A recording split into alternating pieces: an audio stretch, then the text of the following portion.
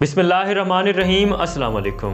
Channel how to the history deep के साथ मैं हूं आपका होस्ट मोहम्मद अहमद, और आज की वीडियो में बात करते हैं खलीफा हारून रशीद और अलिफ लैलवी दास्तानों के शहर बगदाद की।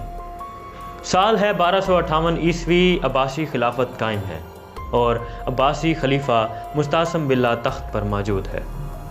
ये शहर हर लिहाज से शानदार है। इंजीनियरिंग से लेकर इल्म फ़ज़ल, साइंस, ज़राअत और खुशहाली तक सब कुछ यहाँ मौजूद है। सब कुछ ठीक चल रहा है, लेकिन यहाँ इस शहर से हज़ारों मील दूर इस शहर को बर्बाद करने की मनसूबाबंदी मुकम्मल की जा चुकी है।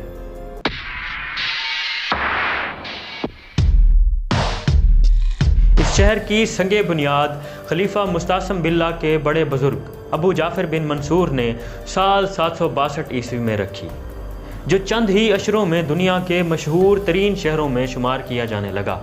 मुल्क भर से उलमा, फ़लसफ़ी, साइंसदान और अदबा यहाँ पहुँचने लगे।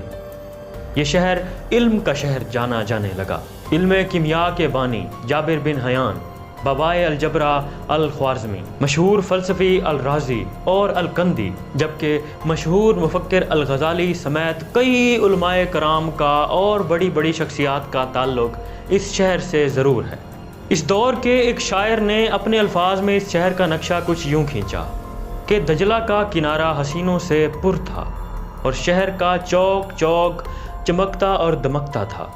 हर तरफ खुशहाली ही खुशहाली थी और दूसरी तरफ कुछ मनफी असरात भी थे। दौलत की फरावानी ने तन आसानी को जन्म दिया था।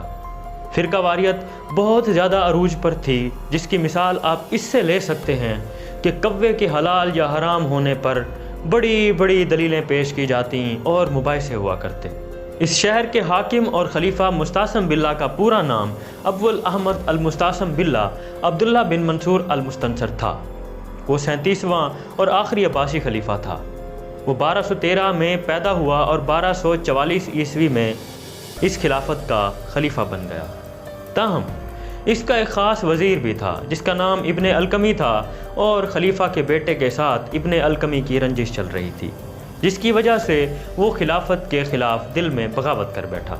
और जब उसने सुना कि चीन और रूस के वस्ती इलाके मंगोलिया से उठने वाला एक नौजवान मुल्कों के बाद मुल्क फतह किए जा रहा है, तो इब्ने अलकमी ने उसे एक पैगाम भिजवाया कि अगर वो चाहे तो बगदाद पर हमला कर दे, उसे पूरी पूरी मदद और मावनत दी जाएगी, और इस इलाके की फ़ौज को कहीं भेज दिया जाएगा तो इस पर कब्ज़ा करना भी आसान हो जाएगा।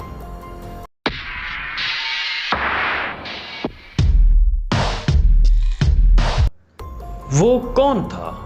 वो चंगेज़ खान का पोता था और अपने दादा और बाप की तरह सारी ज़िंदगी कत्लो गारत करता रहा। उसका नाम आज भी तारीख़ में निहायत ही वहशी तरीन अफराद में लिखा जाता है। बिल्कुल आप सही समझे, वो हलाकू खान था, जिसकी दास्तानें आप भी पढ़ चुके होंगे। वो 1256 में उस वक्त ईरान भेजा गया जब वहाँ एक बागी गिरोह सर उठा चुका था। तहम हलाकू खान की तेज़ तलवार ने उस गिरोह को ऐसा कुचला कि उसके बाद दुनिया के किसी भी इलाके से किसी ने मंगोलों के ख़िलाफ़ सर नहीं उठाया। इसे जैसे ही इब्ने अलकमी का पैगाम मिला तो उसे बगदाद में दिलचस्पी पैदा हुई और 2 लाख की फ़ौज के साथ बगदाद की तरफ निकल पड़ा। वो फ़ौज मंजनीकों और बारूदी मवाद से लैस थी। जैसे ही इसकी आमद का पता इब्ने अलकमी को चला तो उसने खलीफा से कहा कि हमारी इतनी बड़ी फ़ौज ऐसे ही बेकार बैठी है, क्यों ना इसे दूसरे ममालिक या दूसरे इलाकों में भेजकर काम लिया जाए और पैदावार बढ़ाकर मुनाफा कमाया जाए। खलीफा ने इस बात पर गौर किया और उसे ये बात बहुत ज़्यादा पसंद आई। उसने अपनी फ़ौज को दूसरे इलाकों और मुल्कों में काम करने की गर्ज से भेज दिया ताकि मुनाफा कमाया जा सके। तारीख़ गवाह है कि मुसलमानों को मुसलमानों के अलावा कोई नहीं हरा सका। या मुसलमान गद्दारी करते हैं या मुसलमान अपनों के ही खिलाफ हो जाते हैं।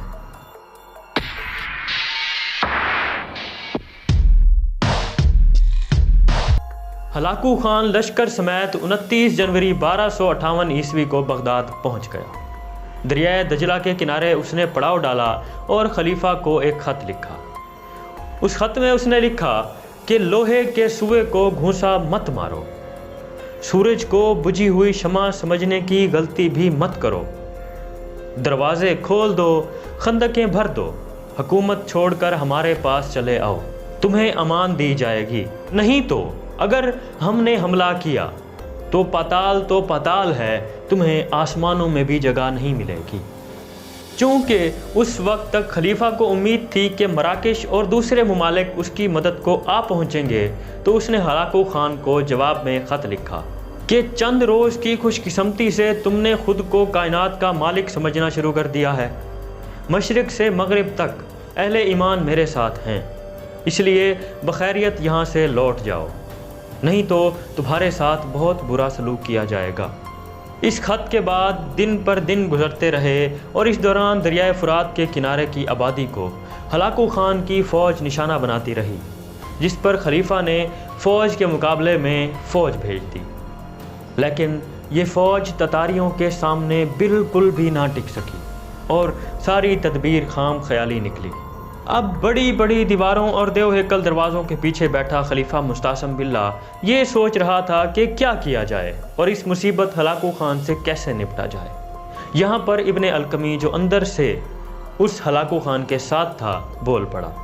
उसने कहा कि ऐसा न किया जाए कि हलाकू खान का इस्तकबाल किया जाए, जैसा कि उसने ख़त में लिखा है, तो शायद बात बन जाए, क्योंकि उसे मालो दौलत से गर्ज है, जो कि खलीफा के पास तो बेतहाशा है।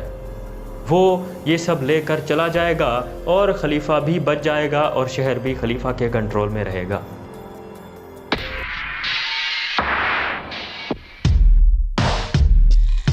खलीफा ने इस तजवीज़ पर गौर किया और उसे ये तजवीज़ बहुत पसंद आई। 10 फरवरी 1258 ईस्वी को जब शहर का दरवाज़ा खोल दिया गया और खलीफा अपने चंद फौजी अफसरान के साथ हलाकू खान के पास चला गया, हलाकू खान ने उसे कैद कर लिया और उसके तमाम अफसरान को कत्ल कर दिया। कई दिनों कैद में रहने की वजह से वो भूख और प्यास से निढाल हो गया। तब खलीफा ने कुछ खाने और पीने को मांगा, तो हलाकू खान ने उसके सामने एक दस्तरखान पेश किया जिस पर सिर्फ सोना, चांदी, जवाहरात थे। खलीफा ने कहा कि भला एक आम आदमी ये कैसे खा सकता है। हलाकू खान ने उस वक्त तारीखी अल्फाज कहे जो गोल्डन वर्ड्स कहें तो कम ना होगा, कि अगर तुम ये सब खा नहीं सकते थे तो तुमने ये सब इकट्ठा क्यों किया। अगर तुम ये सब अपनी फ़ौज को देते, अपनी फ़ौज पर लगाते, तो आज तुम्हारी फ़ौज मुझे इस दरिया को क्रॉस भी ना करने देती। इस पर खलीफा ने निहायत ही मासूमाना अंदाज में जवाब दिया कि ये तो अल्लाह की मर्ज़ी है। तब हलाकू खान ने कहा कि जो मैं तुम्हारे साथ करने जा रहा हूँ वो भी अल्लाह ही की मर्ज़ी है। मंगोल हिफ्ज़ मरातिब के मुताबिक किसी भी सुल्तान, खलीफा या बादशाह का खून ज़मीन पर गिरना बाइसे बदशगुनी और बाइसे आफात समझा जाता था। इसलिए हलाकू खान ने सिपाहियों को हुक्म दिया कि इसे कुछ इस तरह से मारो कि इसका खून ज़मीन पर ना गिरे।